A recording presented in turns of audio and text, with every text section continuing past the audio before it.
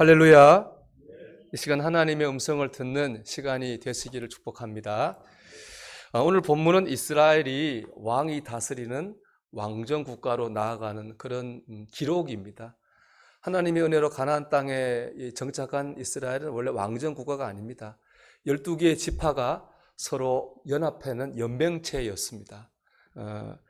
이런 사사가 또 다스렸고요. 이는 왕이 다스리는 왕국보다 모든 면에서 좀 느슨할 수밖에 없습니다. 문제가 될 땐 전쟁할 때입니다. 전쟁할 때 다 같이가 전쟁해야잖아요. 근데 기분 나쁘면 안 오는 거예요. 한두 개 지파가.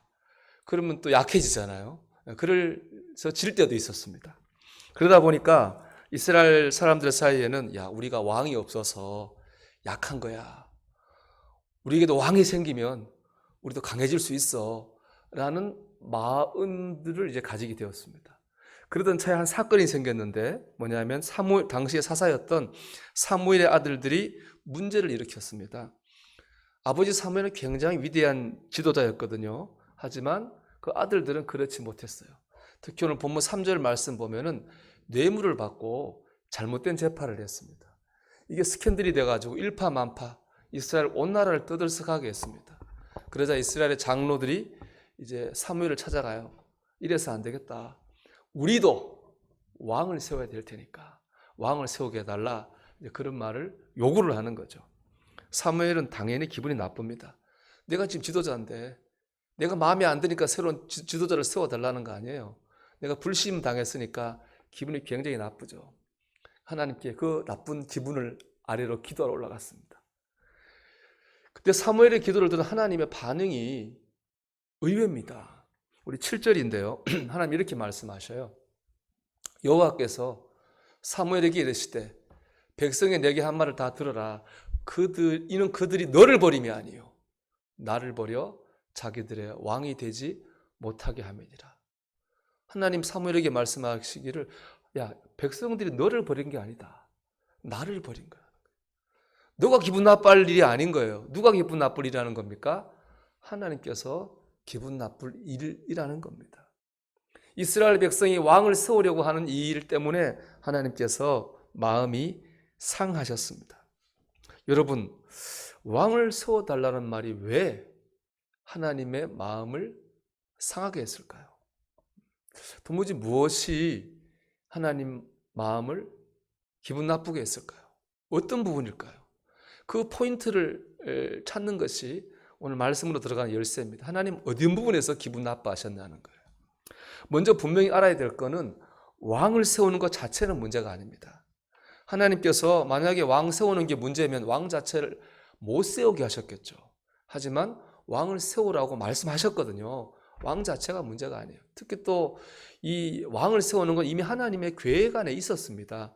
우리 신명기 17장 14절 15절의 말씀인데요.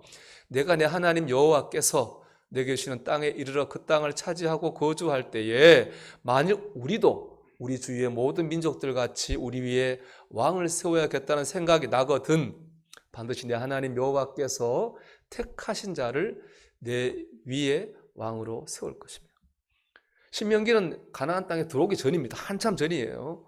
그 전에 이미 하나님께서는 택하신 자를 왕으로 세우겠다고 말씀하신 것 보면 왕 세우는 것 자체는 하나님 기분 나쁠 이유가 없습니다. 하나님 마음 상할 이유가 없는 거예요. 문제가 뭐냐 그러면 문제의 백성들의 마음입니다. 왕이 없어서 우리가 못 사는 거야. 왕을 세우면 우리도 잘 살 수 있어.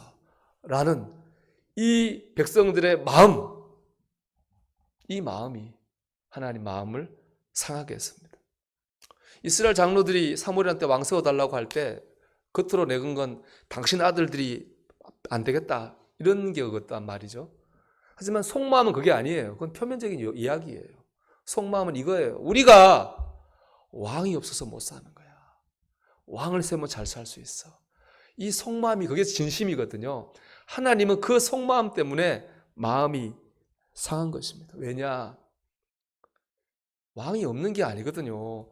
이스라엘에는 왕이 있어요. 이스라엘 왕이 없는 게 아니에요. 이스라엘 이미 왕이 있어요, 여러분. 누가 왕인가요? 하나님이 왕이시죠. 이스라엘 이름 자체가 그런 거잖아요. 하나님의 백성이라는 뜻 아닙니까?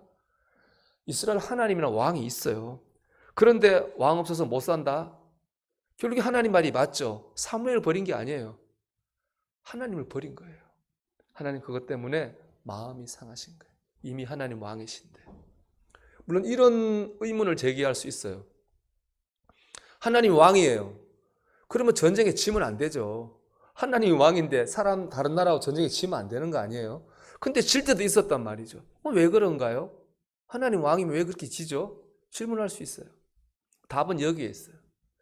이스라엘이 언제 이겼느냐? 12개 지파가 하나님 안에서 믿음으로 하나 될 때 이겼습니다.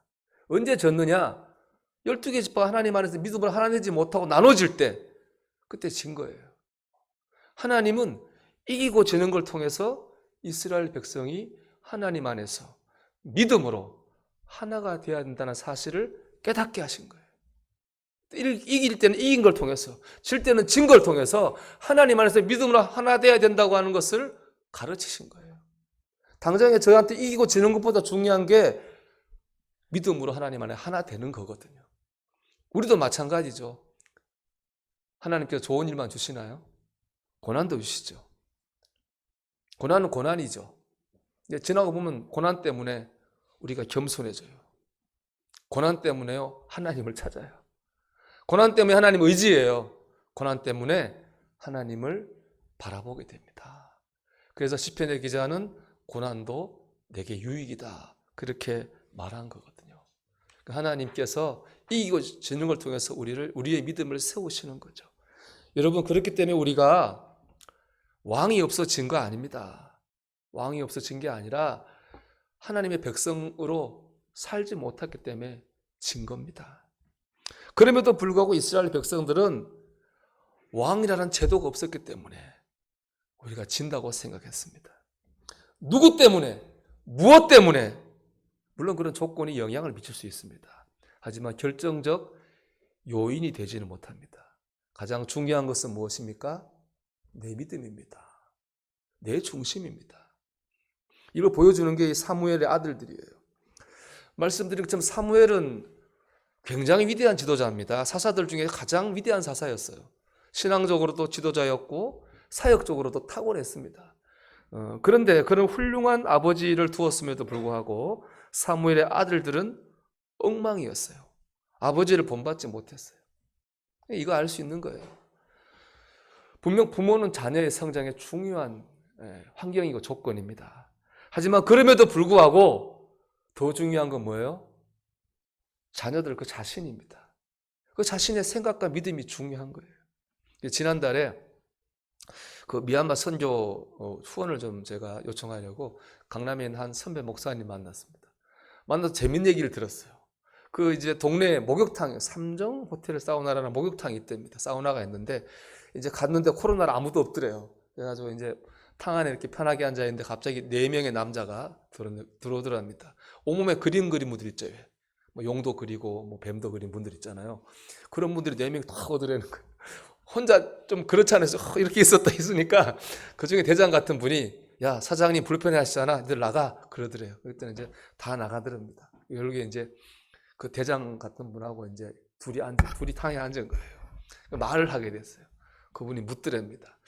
사장님은 뭐 하세요? 물어서 저는 여기서 바로 여기 교회 목사입니다. 그랬더니 그분이 저도 목사님 저 아버지도 목사님입니다. 저 지금 아버지 교회 다니고 있어요. 그 얘기를 하더랍니다. 참 목사님 아들은 뭐가 다르죠? 깡패로 대장을 하는 거 아니에요? 이런 생각이 들진 않을 거 아니에요. 그 얘기 듣고 그 목사님 사모님이 그 아들을 키우면서 얼마나 속이 상했을까?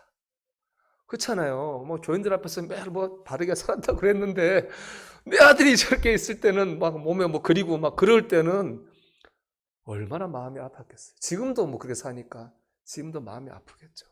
여러분들 아시겠지만 목사님 자녀라 해가지고 다 믿음 좋고 바르게 사는 거 아닙니다. 물론 도움은 되겠죠.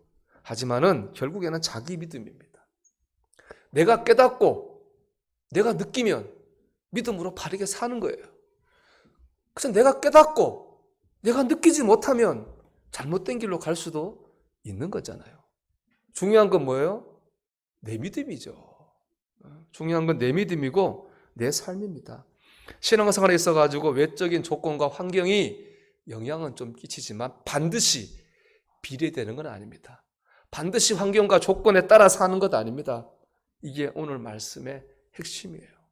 중요한 건 내 중심이고 내 믿음이에요.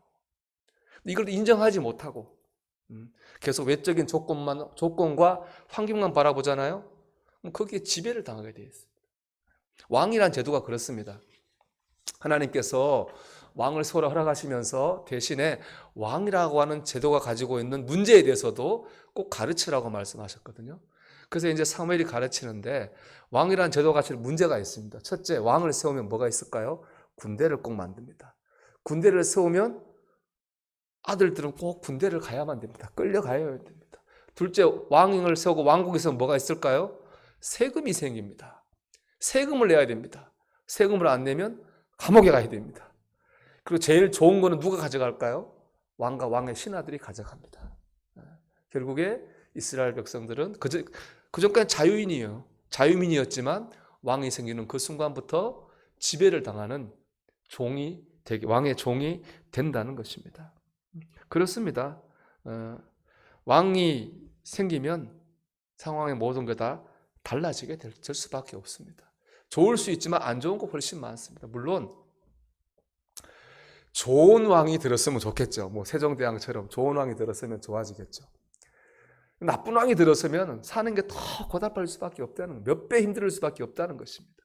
근데 여러분, 이스라엘에 좋은 왕이 많았을까요? 나쁜 왕이 많았을까요? 나쁜 왕이 훨씬 많았습니다. 이스라엘이 우리나라에서 남북으로 갈라졌는데 그 남북 왕조의 왕을 다 합치면은 39명입니다. 그 중에 좋은 왕이요 5명도 안 됩니다. 대부분 다 나쁜 왕이었어요. 그 왕들은 대부분 다 자신의 권력과 이익을 위해서 백성들을 억압하고 착취했어요. 결국에 그 왕들 때문에 나라가 망하게 됐습니다.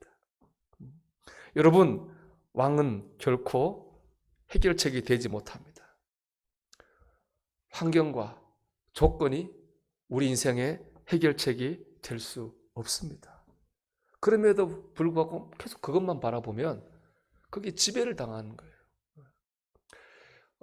잠언 30장 8절에 보면 그 당시에 지혜자 아굴이 하나님께 기도를 하죠. 이렇게 기도합니다. 나를 가난하게도 마옵시고 부하게도 마옵시고 오직 필요한 양식으로 나를 먹이시옵소서. 이렇게 기도를 해요. 나를 가난하게 마시라는 기도는 이해가 되죠. 우리 당연히 그런 기도를 하게 되죠. 근데 부하게도 마옵소서라는 기도는 좀 우리가 이해가 안 될 수 있죠. 다다익선 많을수록 좋은데 뭐 저런 기도까지 라는 생각을 우리가 할 수가 있잖아요. 그 이유에 대해서 9절에서 이렇게 말씀합니다. 혹 내가 배불러서 하나님을 모른다. 여호와가 누구냐 할까하오며. 내게 어려움이 없고 내가 많은 게 풍성해지면 아쉬운 게 없으니까 내가 교만해지고 하나님을 찾지도 않고 하나님부터 멀어질까 두렵습니다. 그런 말을 하고 있는 거거든요. 여러분 그렇습니다. 중요한 거는 이 조건이 좋아진다고 믿음이 좋아지는 거 아닙니다. 중요한 건 조건이 아니라 지금 나의 중심입니다. 지금 나의 믿음입니다. 우리가 그렇기 때문에 이렇게 얘기하면 안 됩니다. 안 됩니다. 내가 이것이 좋아지면 열심히 믿겠습니다. 혹은 이 조건이 변화되면 신앙생활 열심히 하겠습니다. 라고 말해서는 안 되는 거예요.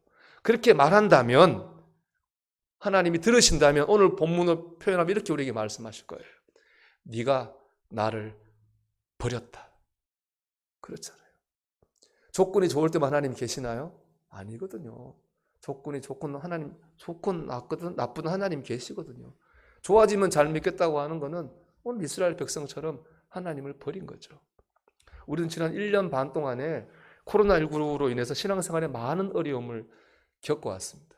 지금도 우리가 많은 제약을 받고 있습니다. 코로나 때문에 제대로 믿지 못했다는 말이 맞을지도 몰라요. 그런데 오늘 말씀으로 한번 생각해 보면요. 꼭 그렇지만 않아요. 만약에 코로나 때문에 우리가 잘 믿지 못했다고 하는 게 100%의 진실이라면 코로나 끝나면 우리는 엄청 잘 믿어야 됩니다. 엄청 뜨겁게 믿어야 됩니다. 새벽마다 이 예배당이 꽉꽉 차고 말이에요. 금요일, 수요일만 뜨겁게 기도하고 하나님을 위해서 막 이렇게 살아야 되는데 우리가 과연 그럴까요? 코로나 끝난다고 가지고 그렇게 될까요? 나는 그렇게 된다고 생각하지 않습니다. 왜냐? 중요한 건 그런 게 아니거든요. 중요한 건 내 믿음입니다. 내 중심이잖아요.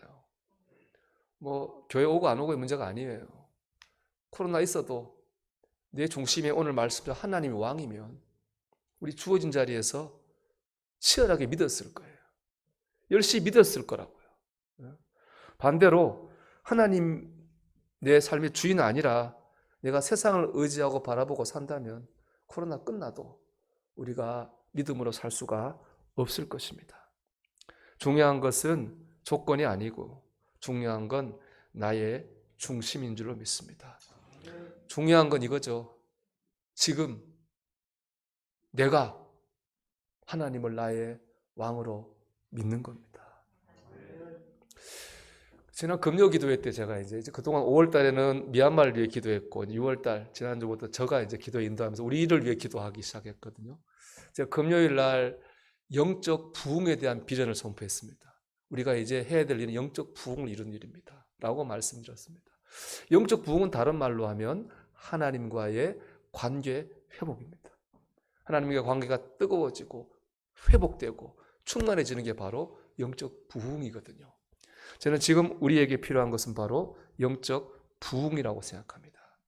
왜냐하면 우리가 영이 부흥할 때, 하나님 관계 회복될 때 내가 살고 우리 가정이 살고 나라가 살기 때문에 그렇습니다.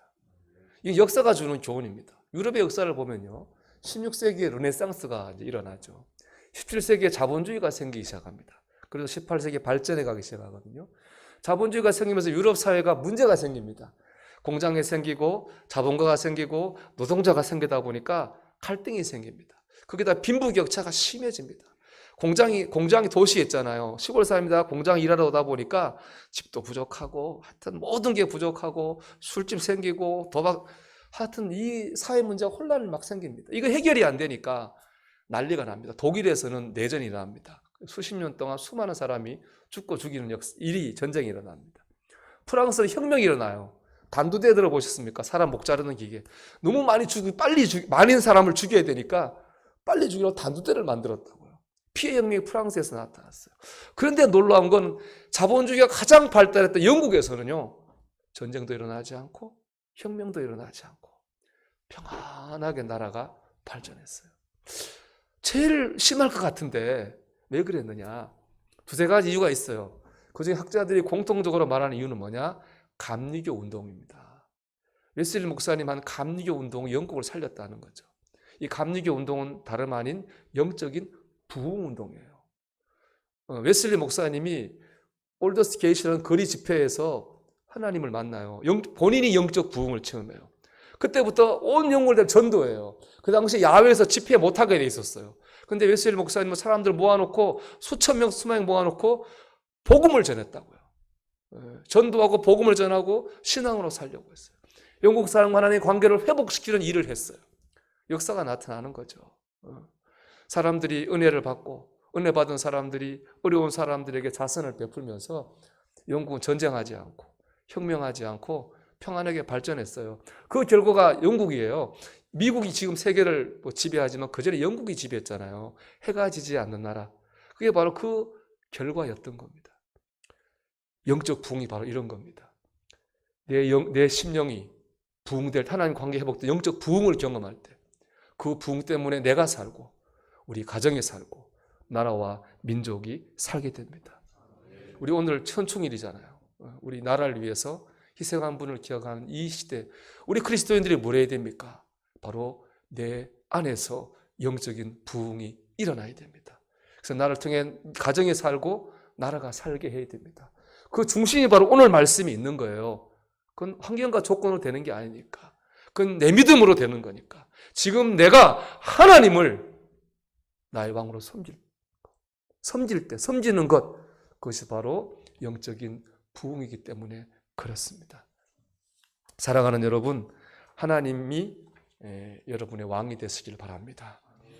환경과 조건이 중요하지 않다는 건 알지만 제일 중요한 것은 내 믿음, 내 중심, 하나님 나의 왕 될 때 이런 부흥의 역사가 일어날 것을 믿고 여러분 영적인 부흥을 경험하는, 그래서 가정과 나라와 민족을 살리는 크리스찬이 되시기를 주님의 이름으로 축원합니다.